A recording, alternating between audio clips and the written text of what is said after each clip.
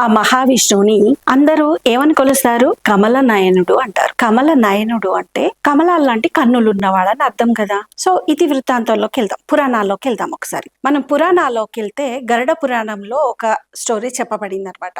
ఏంటంటే ఆ మహావిష్ణువుని కమల నయనుడు అని ఎందుకంటారు అంటే, ఒకానొక టైంలో రాక్షస సంహారం జరిగింది. అంటే ఎలా జరిగింది అంటే, మహావిష్ణువు చేత రాక్షసులను సంహరించాడంట. ఎలా అంటే సుదర్శన చక్రం ద్వారా సంహరించాడు.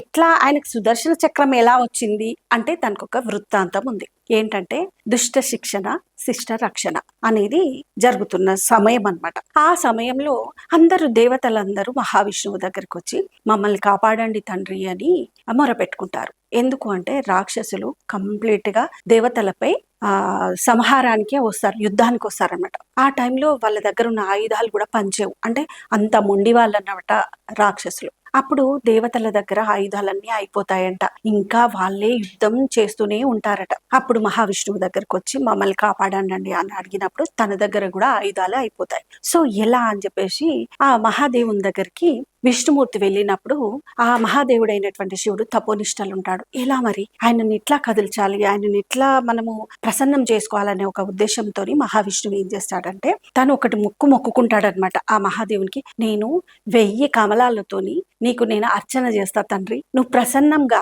నాకు ఒక ఆయుధాన్ని ప్రసాదిస్తే నేను దేవతలను కాపాడుతాను అని చెప్పేసి ఆ ఒక పూజని, ఆ ఆరాధనను పెట్టుకుంటాడనమాట, అర్చనను. సో ఆ రోజు ఆరాధన చేసే టైం వచ్చేసింది. ఇంకా అప్పుడు ఆయన వెళ్ళి 1000 కమలాలతో నిన్ను అర్చిస్తాను అని అన్నప్పుడు, అక్కడ దొరికిన కమలాలు ఎన్ని అంటే 999. మరి 1000 కమలాలతోనే నీకు అర్చిస్తానని చెప్తాడు కదా, మరి ఎలా 999 అయిపోతుంది? ఎంత వెతికినా ఒక కమలం దొరకదనమాట. దొరకకపోతే అప్పుడు వెనకాడాడు కదా శ్రీహరి. అప్పుడు ఏం చేస్తాడంటే ఆ కమలానికి బదులు తన కన్నుని అర్పిస్తాడంట మహాదేవునికి. అప్పుడు ఆ మహాశివుడు ప్రసన్నమయ్యి, ఓ మహావిష్ణువు, ఎందుకు ఇంత ఘోరమైనటువంటి పని చేశావు, నీకేం కావాలి అని చెప్పేసి తను ప్రసన్నమై అడుగుతాడనమాట.